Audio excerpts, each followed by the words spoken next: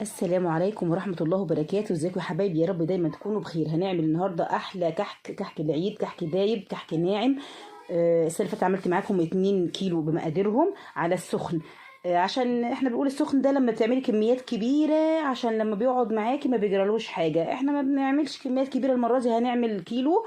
فما شاء الله يعني بالهنا والشفا مش هيقعد. فهنعمله بقى ولا ساخن ولا بارد، هنعمل السمنة دافية، وهنشوف مع بعض واحدة بواحدة. ده 550 جرام من السمنة. السمنه اللي تريحك، اللي تحبيها. عايزه سمنه بلدي ماشي، عايزه سمنه علب وشركات براحتك اللي يريحك. بصوا يا جماعه، الكوثر دوت دقيق صالح لجميع الاغراض، متعدد الاستخدامات. فاي نوع شركات يعجبك، اهم حاجه مكتوب عليه 72%. زي ما انتم شايفين، اجود الاقماح العالميه استخراج 72%. طالما موجود مكتوب عليه استخراج 72% يبقى تمام، وطالما مكتوب عليه لجميع الاغراض يبقى تمام. عايزه تجيبي اللي هو الكحك والبسكوت مفيش مشكله، يبقى افضل برضو اللي انت عايزاه وموجود عندك. هنخل كيلو دقيق اللي احنا هنشتغل بيه، وهدفي السمنه وارجع لكم. زي ما انتم شايفين كده اهوت، اديك دخلنا كيلو دقيق حطيناه في البوله بتاعت العجان. هنحط عليه ذره ملح زي ما انتم شايفين كده، يبقى كيلو دقيق عليه ذره ملح زي ما انتم شايفين كده. وهنحط عليه سمسم، دول 3 معالق كبار سمسم، 3 معالق 4 معالق مفيش مشكله. عايزه تحطيهم ني في ني ماشي، عايزه تحطيهم زي ما انا محمراهم على الناشف في حاجه المونيا او في طاسه او اي حاجه على النار كده من غير اي ماده دهنيه، على الناشف مفيش مشكله اللي انت حباه. هنحط معلقه صغيره بيكنج باودر، معلقه صغيره بيكنج باودر، معلقه صغيره ريحه كحك. ده لو هتعملي سمنه شركات زي ما انا عامله كده. لكن لو هتعملي سمنه بلدي، بسم الله ما شاء الله، مش محتاجه ان انت تحطي يعني المعلقه الصغيره دي من ريحه الكحك. ممكن تحطي ربع معلقه بس، ربع معلقه بس، لان كفايه ما شاء الله ريحه السمنه البلدي بتبقى ايه، طاغيه على كل حاجه، وما شاء الله يعني مش محتاج. وبعدين ما تكتريش منه عشان ما يمررش. يعني ريحه الكحك ما بنكترش منها عشان ما تمررش. الكيلو حاطين عليها معلقه صغيره. لكن لو تعملي سمنه بلدي يبقى ايه، ربع معلقه صغيره. زي ما قلنا كل الحاجات الناشفه دي هنقلبها. لو انت تشتغلي بايدك مفيش مشكله هتقلبيها بايدك. لو هتشتغلي بالعجان زي ما انت شايفه كده، هشغله بايه، هشغل عليه شويه بالعجان كده يتضرب كله مع بعضه، يعني تقليبه كده. زي ما انا قلبت بالمعلقه كده هضربه بالعجان عادي، تقليبه كده صغيره. هنجيب طبق او كوبايه او اي حاجه عندك تحطي فيها بقى ايه، دي كوبايه الا ربع لبن، ولبن دافي، لا الا كوبايه الا ربع لبن، لا الا كوبايه الا ربع ميه براحتك. عايزه لبن على ميه برضو براحتك. احنا مش هنحط الا كوبايه الا ربع بس لبن او ميه ودافيه. ودي معلقه كبيره سكر، معلقه كبيره بتاعت الاكل دي، معلقه كبيره سكر، ومعلقه كبيره خميره فوريه. وانا بستخدم زي ما انتم شايفين دريم، جميله جدا وفوريه وبايه وبتسهل الدنيا وبتخلي الحاجه تخمر في ساعتها. يعني احنا عقبال ما نشتغل هنسوي على طول، مش هنحتاج ان هي تكون خمرت. ما شاء الله لا، الصاج اللي هنعمله هنحطه على طول هيكون خمر وزي الفل. يبقى معلقه كبيره سكر ومعلقه كبيره خميره فوريه على كوبايه الا ربع لبن او ميه.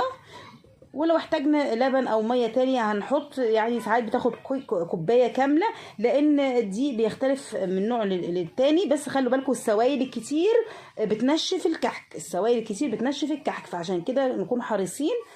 هنقلبهم ونركنهم على جنب كده وغطيتهم عشان يتفاعلوا مع بعض وايه، والخميره تشتغل وتنشط. حطينا زي ما قلت لكم الحاجه الناشفه مع بعضينا كده اهوت. ايه، هنديها تقليبه كده بالكف الايه العجان. خلاص كده اتقلبت كل حاجه.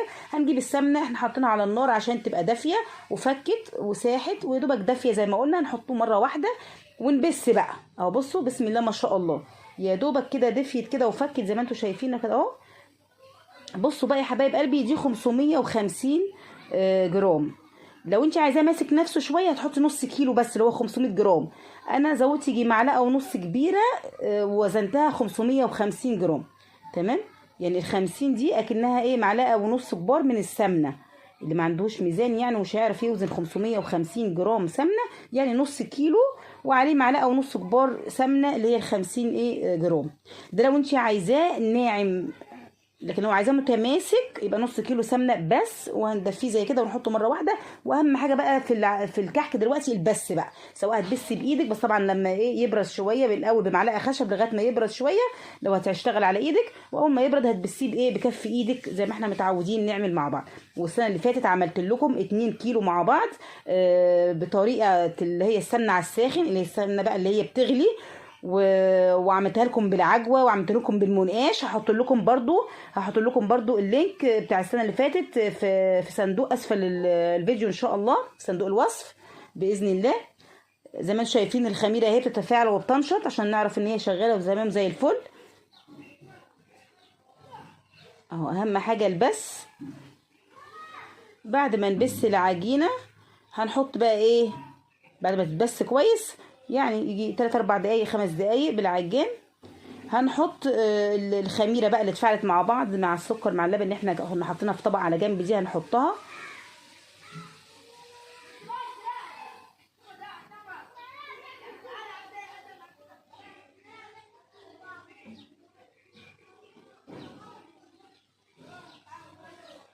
طبعا اثناء العجينه وهي بتتبس في العجان بوقفه كل شويه وايه، وانزل الحروف وانزل العجين واجيب من تحت ومن فوق، بحيث ان انا ايه اضمن ان كل الدقيق اتغلف واتبس للسمنه.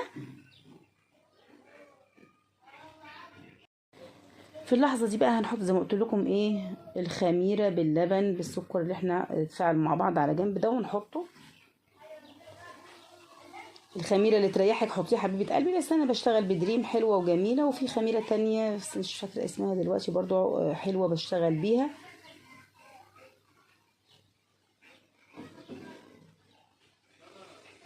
الخميره رفعت وبقت زي الفل اهي ونشطه وزي الفل.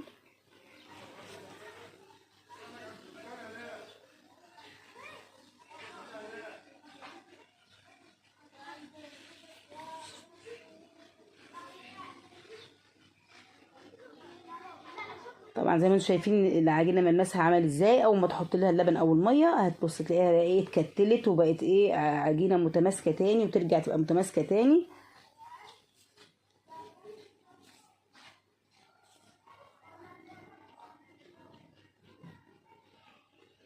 السنه اللي فاتت عملت معاكم 2 كيلو كحك على الساخن، وحطيت كوبايه لبن وكوبايه ميه، بدل ما ايه احط الاتنين يعني لبن او ميه حطيت كوبايه وكوبايه. فاللي يريحك انت اشتغلي بيه ميه لبن براحتك، دي حاجه بتاعتك انت مش هتفرق. لا احنا بنقول بس بنعزز دايما الطعم باللبن والكلام ده كله والقيمه الغذائيه الكلام ده كله.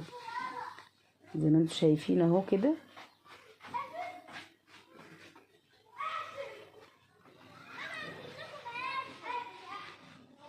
نرجع تاني نقول لو عايزاه ناعم قوي بتحطي 550 جرام سمنه، عايزاه متماسك شويه يبقى نص كيلو. وطبعا بتضاعفي المقادير دي لو انت عايزه بقى تعملي كيلو 2 3 4 10 براحتك خالص.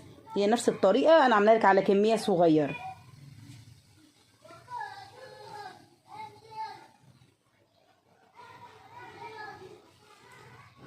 لو انت شايفه العجينه بتلزق قوي قوي قوي ومحتاجه معلقه او 2 دقيق حطي لها مفيش اي مشكله. حساها ناشفه قوي ممكن تزودي لها يعني.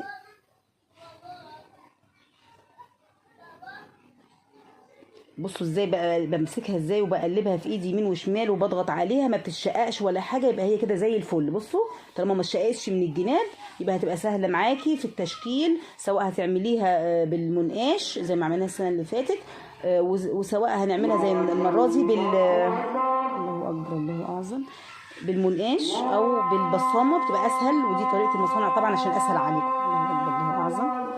انتوا شايفين حبايب قلبي البيتي فور والكحك والغريبه والحاجات دي بيبقى فيها سمنه محترمه، كميه سمنه محترمه، ما بندهنش الصاج او الصينيه اللي هنشتغل بيها.